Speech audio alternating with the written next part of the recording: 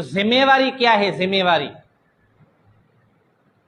میں نے جو پہلے بھی کورس کرایا اس میں یہ تقریباً میں عرض کرتا ہوں کہ ذمہ واری جب بندہ ذمہ وار بن جائے نا تو یہ کام مشکل ہی نہیں ہے۔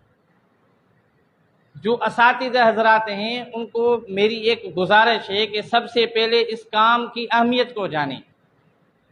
یہ ایک عظیم کام ہے، یہ قرآن مجید کا کام ہے، یہ اللہ تبارک و تعالیٰ کا کام ہے، اس کو کم نہیں سمجھیں۔ میں نے یہ ایک بات نوٹ کی ہے بڑے معذرت کے ساتھ، میں نے یہ بات نوٹ کی ہے جب ہم یہ کام کر رہے ہیں دل شکستہ ہو کے کیوں کر رہے ہیں؟ جب ہمیں پتہ ہے کہ یہ قرآن مجید ایک عظیم کتاب ہے تو اس عظیم کتاب کو جب ہم پڑھاتے ہیں تو اس عظیم مقصد کو عظیم مقصد کیوں نہیں سمجھتے؟ تقریباً 80% سے بھی زیادہ ہم جو اساتذہ ہیں دل شکستہ بن گئے ہیں کہ مدارس کے اندر جو ہماری تنخواہ 15 سے 20 ہزار ہے، یا کہیں اچھی سے اچھی کمپنی میں ڈیوٹی مل جائے تو یہ کام چھوڑ کر کوئی دوسرا کام کر لیں۔ یہ ہے کہ نہیں ہے؟ میرے سامنے ماشاءاللہ بڑے بھی ہیں، طلباء بھی ہیں، اساتذہ بھی ہیں، میں سب سے پوچھتا ہوں کہ ہم دل شکستہ ہو کے یہ دین کا کام کیوں کر رہے ہیں؟ ایک ضرورت، ایک معاشرتی ضرورت سمجھ کر یہ کام کیوں کر رہے ہیں؟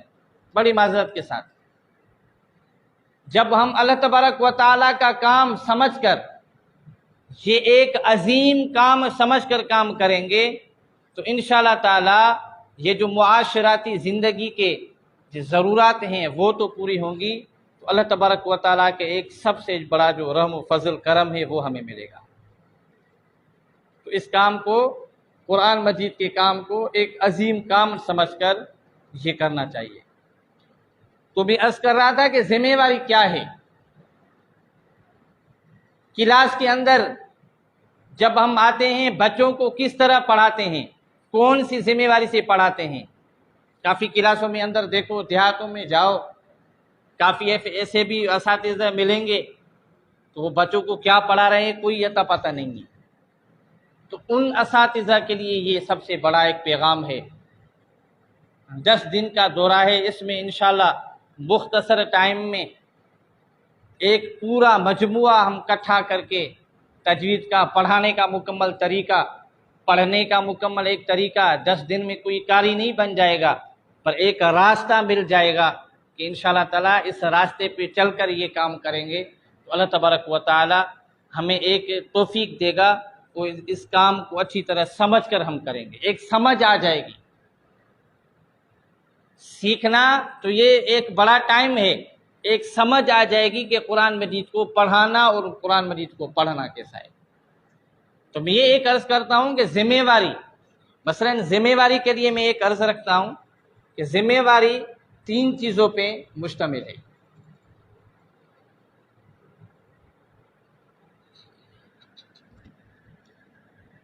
ہم جو اساتذہ ہیں ان کی جو ذمہ واری ہے، میں اساتذہ کی بات کروں گا کیونکہ یہ جو 3 الفاظ ہیں یہ معاشرتی زندگی کے ہر طبقے کے انسان کے لیے ہے۔ جو بھی بندہ جو کام کر رہا ہے وہ یہ انشاءاللہ الفاظ سنیں گا، وہ پورے الفاظ ان کے کام کے لیے۔ ایک ذمہ واری تو یہ انصاف کے تقاضے میں، انصاف۔ ایک ذمہ واری ہوتی ہے احسان کے تقاضے میں۔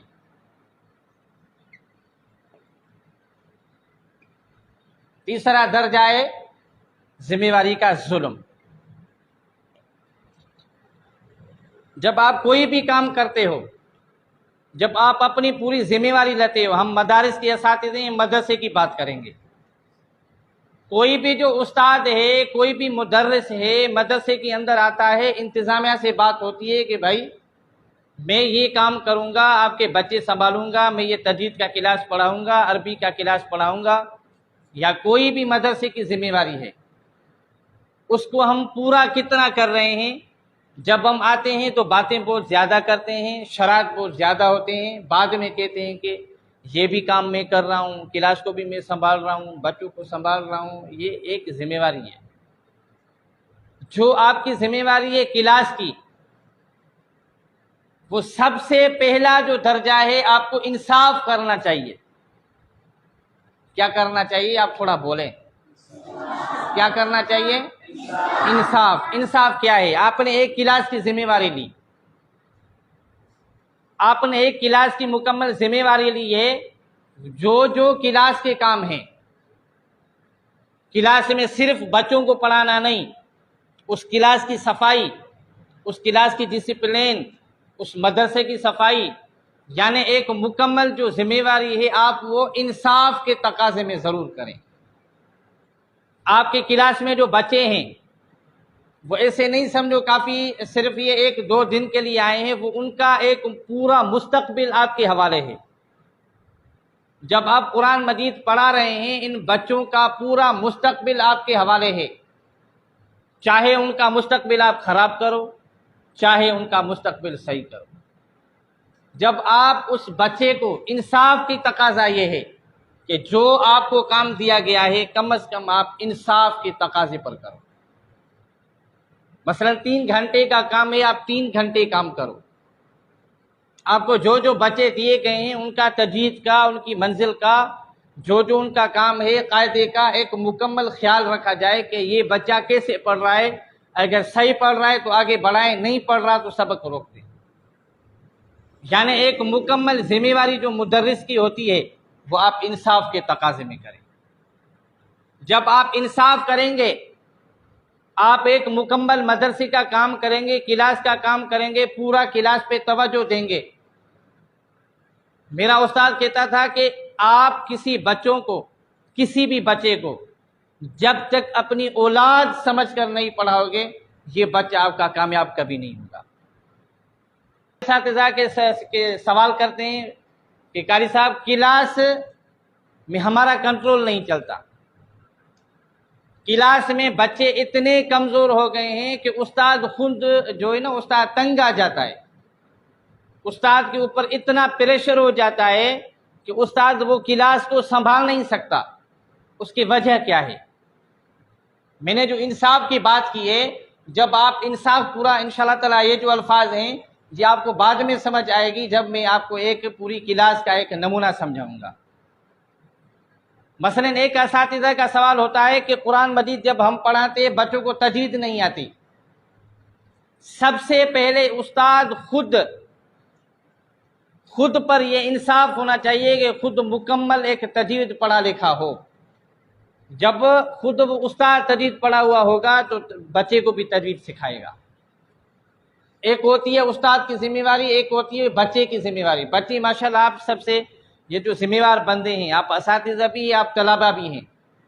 استاد کی ذمہ داری ہے سبق دینا، طلبہ کی ذمہ داری ہے اس سبق کو یاد کرنا. استاد کی یہ جو ذمہ داری ہے کلاس پر کنٹرول کرنا، بچوں کی ذمہ داری ہے جو استاد نے ذمہ داری دی ہے ہم اس ذمہ داری پہ چلیں. ایک کلاس ہوتی ہے نئی کلاس جو شروع والی کلاس ہے، ایک کلاس ہوتی ہے چلی ہوئی کلاس جو کافی عرصے سے چلی ہوئی ہے. تو اس میں استاد کا طریقہ کار کیا ہے؟ اکثر یہ ہوتا ہے کہ پرانی جو کلاس ہوتی ہے اس میں جو بچے بہت زیادہ ہوتے ہیں، استاد بیزار ہو جاتا ہے. اس کی وجہ کیا ہے؟ آپ کی کلاس کے اندر 40 سے 50 تک اگر طلبہ ہیں، سب کا جو سبق ہے وہ الگ الگ ہے. میں ایک یہ طریقہ کار بتا رہا ہوں کلاس کا. جو کلاس چلی ہوئی ہے ناظرہ کی اور قاعدے کی، میں کلاس کی بات کر رہا ہوں. مثلا 40 بچے ہیں، اس میں 20 جو ہیں چلو اس کے جو 20 ہیں قاعدے والے، 20 ہیں ناظرہ والے. سب کا ایک الگ الگ سبق ہے، سب کا الگ الگ سبق ہے. تو استاد بیزار کیوں ہو رہا ہے؟ سب کو الگ الگ سبق دینا، سب کی الگ الگ سننا، سب کا سبق ہی الگ الگ سنیں. استاد سبق جو دیتا ہے وہ بھی الگ الگ دیتا ہے. یہ ایک سب سے بڑا جو ہے نا استاد کے لیے پریشانی کا سبب ہے. میں یہ ایک فارمولہ دیتا ہوں. مثلا آپ کے کلاس کے اندر چلو ہم 30 بچوں کا گروپ بنا لیں. سب سے پہلے اگر آپ پریشانی سے نکلنا چاہتے ہیں کہ بچوں کا گروپ بنائیں. بچوں کا گروپ کیسے بنتا ہے؟ مثلا آپ کی ناظرہ میں 20 طلبہ ہیں، سب کا جو سبق ہے وہ الگ الگ ہے. آپ یہ کام کریں کہ جن کا سبق نزدیک ہے ان کو ایک سبق پہ لائیں. 20 بچوں کا جو کم از کم 2 گروپ بنائیں 10-10 کا.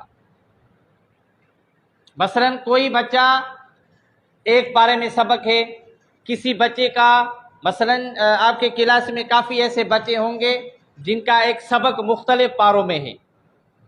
بس 10 یا 5 پاروں کے اندر جن کا سبق ہے نا، ان کو جو آگے ہیں ان کا سبق کم کرو، جن کا پیچھے ہے ان کا سبق تھوڑا زیادہ کرو، یعنی ان کا ایک گروپ بنا لو.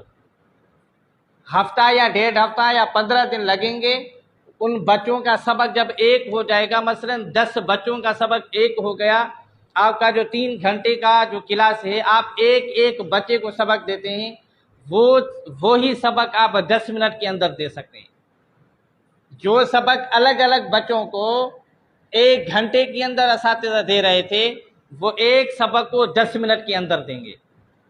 مثلا کسی بچے کا تیسرے پارے میں سبق ہے، کسی کا 5ویں پارے میں سبق ہے، کسی کا 7ویں پارے میں سبق ہے. ایسے نزدیک والے جو بچے ہیں ان کا ایک 10 بچوں کا گروپ بناؤ. مثلا کوئی بچہ ایسا ہوگا جو 15 سے 30 پاروں کے بیچ میں سبق ہوگا. استاد ایسے کوئی جو کلاس کے اندر ایسا ماحول بنائیں جو جن کا آگے سبق ہے ان کا تھوڑا سبق کریں، جن کا تھوڑا سبق ہے ان کو زیادہ سبق دیں، تاکہ وہ ایک گروپ بن جائے. جب گروپ بن جائے گا انشاءاللہ تعالی استاد کی جو سب سے بڑی پریشانی تھی الگ الگ سبق دینے کی، وہ ختم ہو جائے گی. ایک استاد ریلیکس بن جائے گا. سب سے پہلے جب وہ قاعدے کی بات آتی ہے، قاعدے کے لیے بھی سب سے بڑا جو فارمولہ ہے وہ آپ یہ استعمال کریں، بورڈ کا سب سے بڑا فائدہ کیا ہے؟ جب بورڈ پہ پڑھائیں گے آپ بچوں کے گروپ بنائیں گے، بچوں کے گروپ بناؤ، انشاءاللہ تعالی آپ 3 گھنٹے والا کام 1 گھنٹے میں کریں گے. یہ ایک انصاف کا میں تقاضا بیان کر رہا ہوں کہ جب آپ بچوں کو پڑھا رہے ہیں، ایک کو الگ سبق دینا یہ استاد کے لیے سب سے بڑی پریشانی ہے. مثلا 15 بچے ایک گروپ میں ہو، کلاس کے اندر ایسا نہیں ہے کہ سب ہوشیار بچے ہو.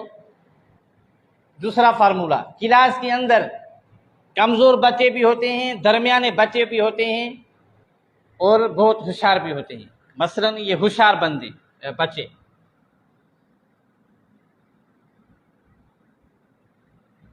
ہوشیار بچے بھی ہوتے ہیں اور درمیانی بچے بھی ہوتے ہیں اور کمزور. ہر کلاس میں یہ ماحول ہوتا ہے. آپ کے کلاس میں کمزور سے کمزور بچے بھی ہوں گے، ہوشیار بھی ہوں گے، درمیانی بھی ہوں گے. استاد کافی حضرات کیا کرتے ہیں، سب سے جو بڑا جو توجہ دیتے ہیں وہ ہوشیاروں پر دیتے ہیں. جو ہوشیار بچے ہوتے ہیں وہ اچھا سناتے ہیں، سب سے پہلے ان کا سنتے ہیں، ان کو دیتے ہیں. جو درمیان میں ہیں وہ بھی کافی ہوشیاروں کے زمرے میں آتے ہیں. جو کمزور بچے ہیں ہم کمزور بچوں کو چھوڑ دیتے ہیں. کلاس کے اندر کمزور بچوں کو چھوڑ دیا جاتا ہے. ابھی تقریباً یہ ماحول ہمارا چل رہا ہے ہی کمزور، بہت سر میں درد ڈال رہا ہے، کیا اس کو کچھ آتا ہی نہیں ہے. میں نے یہ جو انصاف کی بات کی کہ آپ کمزور طلباء پر کتنی محنت کرتے ہیں، کمزور طلباء کو کتنا آپ نے پڑھایا ہے. ایک میں آپ کو فارمولہ بتاتا ہوں. آپ کے کلاس کے اندر 30 بچے ہیں قاعدے کے، اس میں تقریباً ہم یہ سمجھے کہ 10 جو بچے ہیں ہوشیار میں ہیں، 10 بچے درمیانے ہیں، 10 بچے کمزور ہیں. ابھی ہم کمزوروں پر کیسے کنٹرول کریں؟ ایک فارمولہ یہ ہے کہ جو کمزور بچے ہیں، ایک تو انصاف کا تقاضا یہ ہے کہ اساتذہ خود کمزور بچوں پر توجہ دیں. جب آپ گروپ بنائیں گے، ہوشیار بچے آپ کو تنگ نہیں کرتے، وہ ہمیشہ پڑھتے ہیں، ان کا سبق پکا ہوتا ہے، منزل پکی ہوتی ہے. چلو یہ قاعدے کے بچے ہیں تو ان کا قاعدے کا سبق پکا ہوگا، اور درمیان والے جو تھوڑی محنت کرتے ہیں ان کا بھی سبق پکا ہے. تو یہ تو گروپ آپ کو کبھی تنگ نہیں کریں گے. یہ جو کمزور بچے ہیں وہ آپ کو تھوڑا تنگ کرتے ہیں. اس کی وجہ یہ ہے کہ ان کا سبق ہی الگ الگ ہے. کسی کا 1 تختی میں، کسی کا 3 تختی میں، کسی کا 5 تختی میں، کسی کا 7ویں تختی میں، تو اس لیے سب کا سبق جو الگ الگ ہے نا، آپ کے پاس 30 بچے ہیں، 30 بچوں کا سبق ہی الگ الگ ہے، ان کو الگ الگ دینا، الگ الگ سننا، یہ سب سے بڑی پریشانی ہے۔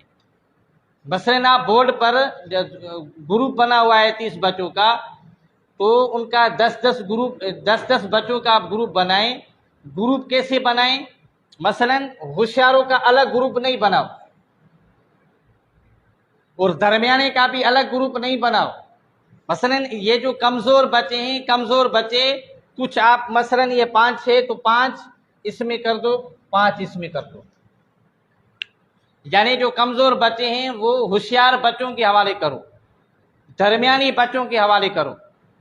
جب آپ اگر ان کو سبق دے رہے ہیں، آپ نے سبق دے دیا، تو آپ ہوشیار بچوں کو بولے کہ بھائی آپ ان کمزور جو 5 طلبہ آپ کے کمزور ہیں، ان پر محنت کرو۔ جب یہ ہوشیار بچے آپ کے یہی انشاءاللہ اساتذہ بن کے، جیسے بورڈ پہ بچے پڑھاتے ہیں، ہمارے ادارے کے پیج پر آپ دیکھ سکتے ہیں کہ ایک چھوٹا سا بچہ قرآن مجید کیسے پڑھا رہا ہے۔ اس کا سب سے بڑا فائدہ یہ ہے کہ گروپ میں پڑھتے ہیں، بورڈ پر پڑھتے ہیں۔ تو سب سے پہلے استاد کی جو ذمہ داری ہے کہ ایک پورا طریقہ اپنائے پڑھانے کا۔ میری کلاس کے اندر جو ناظرہ والی کلاس ہے، شروعاتی کلاس، شروع کے جو بچے ہیں کوشش کریے آپ ناظرہ بھی بورڈ پہ پڑھائیں۔ انشاءاللہ جو ہمارا یہ پیج آپ لائیو دیکھ رہے ہیں مدرسہ ابی ہریرہ، اس پر چھوٹے بچوں کی کلپس موجود ہیں، وہ دیکھو کیسے پڑھا رہے ہیں۔ میں سبق دے دیتا ہوں، اس کے بعد بچے خود کام کرتے ہیں۔ یہ ایک کام کرنے کا پراپر طریقہ ہے۔ مثلا یہ میرے ہاتھ میں جمعیت تعلیم القرآن کا قاعدہ ہے، ہمارے ادارے کے اندر وہ بھی قاعدہ دے دو۔ قرآنی قاعدہ ہے ہمارے ادارے کے جو اندر ہم قاعدہ پڑھاتے ہیں، وہ قرآنی قاعدے ہیں۔ کافی اساتذہ نورانی قاعدہ پڑھاتے ہیں۔ میرا ایک محسن ہے اس مدرسے کا مدیر، اس نے ایک حکم دیا کہ آپ قرآنی قاعدہ بھی پڑھائیں اور نورانی قاعدہ بھی پڑھائیں، اور میں نے جو کورس کیا ہوا ہے وہ یہ قاعدہ ہے، آپ دیکھ سکتے ہیں۔ یہ میرے جو سامنے آپ اساتذہ بیٹھے ہیں، طلبہ بیٹھے ہیں، دیکھیں تو یہ جمعیت تعلیم القرآن کا یہ قاعدہ ہے، یہ پڑھایا ہی بلیک بورڈ پر جاتا ہے۔ دوسرا ہمارے ادارے کے اندر یہ قرآنی قاعدہ ہے۔ ہمارے پیج پر انشاءاللہ آپ کو یہ چھوٹے یہ میں یہ جو بول رہا ہوں یہ باتیں نہیں ہیں، آپ ہمارے پیج پر دیکھو کہ ہمارے بچے کیسے پڑھاتے ہیں۔ میں نے کیا کیا ہے، جو کمزور بچے ہیں میں نے ڈال دیے درمیانی اور ہوشیار بچوں میں۔ مثلا ایک پورے گروپ کو آپ سبق دیتے ہیں، آپ نے سبق دیا، آپ کی پریشانی ختم، یہ بچے ہی آپ کے یہ کام کریں گے۔ تو انصاف کا تقاضا یہ ہے کہ آپ یہ ہوشیار بچوں سے، یہ درمیانی کا بھی جو ایک زمرہ آتا ہے، یہ درمیانی بھی ہوشیار ہو جاتے ہیں۔ مسئلہ ہے ہی یہ کمزور بچوں کا۔ کمزور بچوں کو ایسے ہم چھوڑ جاتے ہیں، یہ کمزور ہے، پڑھتے نہیں، سر میں درد ڈال دیتے ہیں۔ تو یہ کمزور بچوں پہ یہی فارمولہ ہے کہ یہ جو کمزور بچے ہیں، کچھ ہوشیار بچے کو دے دو، کچھ درمیانی کو دے دو۔ تو انشاءاللہ تعالیٰ اس طریقے سے جب ہم کام کریں گے، امید کرتا ہوں کہ ہمارے جو کلاس کا ماحول ہے وہ اچھے سے اچھا بن جائے گا۔ تو سب سے بڑی جو پریشانی ہوتی ہے نا، وہ آپ کا کلاس چلایا ہوا ہے کافی ٹائم سے، ایک ایک بچے کو الگ الگ سبق دو گے تو سر میں درد ہی ہوگا۔ تو اس لیے ناظرہ کے طلبہ ہوں یا قاعدے کی طلبہ ہوں، جو اساتذہ اس کورس کے اندر شامل ہیں سامنے یا آن لائن، ان کے یہ گزارش ہے کہ گروپ میں پڑھاؤ، ناظرہ کا بھی گروپ بناؤ، قاعدے کا بھی گروپ بناؤ۔ تو جب آپ پورے انصاف سے کام کریں گے، پورے اگر 3 گھنٹے کا کلاس ہے تو 3 گھنٹے دے رہے ہیں، محض اللہ تبارک و تعالیٰ کی رضا ہونا چاہیے۔ جب آپ اللہ تبارک و تعالیٰ کی رضا سمجھ کر انصاف کرو گے، اس کے بعد اللہ تبارک و تعالیٰ احسان کا زمرہ دے گا۔ احسان کیا ہے؟ انشاءاللہ جب ہم پڑھیں گے وہ بھی انشاءاللہ میں آپ کو آہستہ آہستہ یہ پورے کورس میں یہ الفاظ چلیں گے۔ احسان یہ ہے کہ کوئی بچہ آپ نے پوری ذمہ داری نبھانی ہے، انصاف تو کرنا ہی کرنا ہے، وہ آپ کے انصاف کی تقاضا ہے۔ تو ایک ایسا بچہ ہے جو بالکل کمزور ہے، آپ نے ہر حربہ چلا دیا، وہ بالکل کمزور ہے، تو اس کے اوپر ایک علیحدہ محنت کرنا، اس کو علیحدہ ٹائم دینا۔ مثلا 3 گھنٹے کا کلاس ہے، آپ نے 3.5 گھنٹہ دے دیا، یہ کون سی بڑی بات ہے؟ ہم قرآن مجید کا کام کر رہے ہیں۔ میں نے عرض کیا کہ دنیا کے اندر جو بندہ کام کرتا ہے وہ ایک عظیم مقصد سمجھ کر کام کرتا ہے، میرا بڑا نام ہو جائے، میں جو اس लिस्ट में आ रहा हूँ, सबसे टॉप पर आ जाऊं। ये तो अल्लाह तबारक व तआला का काम है। अगर आधा घंटा ऊपर देंगे तो इंसाफ तो पूरा होगा इंशाअल्लाह ताला। आपको अल्लाह तबारक व तआला एहसान के ज़ुमरे में ये ज़रूर दे देगा। उसके बाद तीसरा ये दर्जा है जुल्म। इंशाअल्लाह मैं ये बात ख़त्म करता हूँ, क्लास शुरू करूँगा। तो जुल्म क्या है? काफ़ी असातिज़ा मैंने ऐसे भी देखे हैं जो क्लास के अंदर आते हैं, कोई तवज्जो नहीं क्लास पे, इम्तिहान में ज़ीरो हैं, बच्चे पढ़ने में ज़ीरो हैं, तजवीद नहीं आती, मंजिल याद नहीं है। उसकी वजह क्या है? उस्ताद ने अच्छी तरह जिम्मेवारी नहीं निभाई है, आपने इंसाफ से काम नहीं किया। तो एहसान तो सबसे ऊपर है ना, तो इंसाफ से ही काम नहीं करेंगे तो ये काम जुल्म बन जाएगा। मैंने ये अर्ज़ किया कि आप ये इस बच्चे का मुस्तकबिल आपके हवाले है। अभी चाहो इसका मुस्तकबिल ख़राब करो, चाहो तो इसका मुस्तकबिल सही करो। मैं एक सवाल करता हूँ, मैंने ये भी अल्फाज क्यों बोला कि तलबा को जब तक अपनी औलाद समझ कर नहीं पढ़ाएंगे वो कभी नहीं कामयाब होगा। मैं आपसे सवाल करता हूँ, आपका बच्चा किसी स्कूल या मदरसे में पढ़ता है, कितना ख्याल करते हो? उस्ताद से पूछते हो नहीं मेरा बच्चा कहाँ तक पढ़ा है? अपने बच्चे का हर तरह का ख्याल आता है, अपने बच्चे के ऊपर हर तरह की मेहनत करते हो, एक्स्ट्रा टाइम भी देते हो। यानी अगर दूसरे मदरसे में या स्कूल में या कॉलेज में जहाँ भी पढ़ता है उसका पूरा पूरा ख्याल करता हो, वो भी किसी का बच्चा है। उसने पूरा मुस्तकबिल आपके हवाले कर दिया, तो उस बच्चे को औलाद समझ कर पढ़ाओगे, अल्लाह तबारक व तआला आपकी औलाद को इंशाअल्लाह ताला हर नेमत से नवाजेगा। तो तीसरा दर्जा क्या है? जुल्म है। हम अपने जिम्मेवारी में जुल्म के दायरे में नहीं जाएं। हम अपनी जिम्मेवारी सबसे पहले, अगर एहसान नहीं करते तो इंसाफ ज़रूर करो। जब इन फार्मूले पर इंशाअल्लाह हम पढ़ाएंगे तो उम्मीद करता हूँ कि हमारा जो क्लास है वो मयारी बन जाएगा। जो कमज़ोर बच्चे हैं, मैंने आपको समझाया कि जो कमज़ोर बच्चे हैं वो तो ये होशियार पढ़ाएंगे, इनका सबक पक्का होशियार कराएंगे, दरमियानी कराएंगे। आपका सिर्फ ये काम है कि ग्रुप बनाओ, बच्चों को अच्छी तरह पढ़ाओ, अच्छी तरह सबक दो। पूरे ग्रुप को सबक दे दिया, अभी वो खुद बच्चे पढ़ाएंगे इंशाअल्लाह ताला। वो पूरा फार्मूला हमारे पेज पर है, आप वो देख सकते हैं। इंशाअल्लाह आपको बहुत फ़ायदा।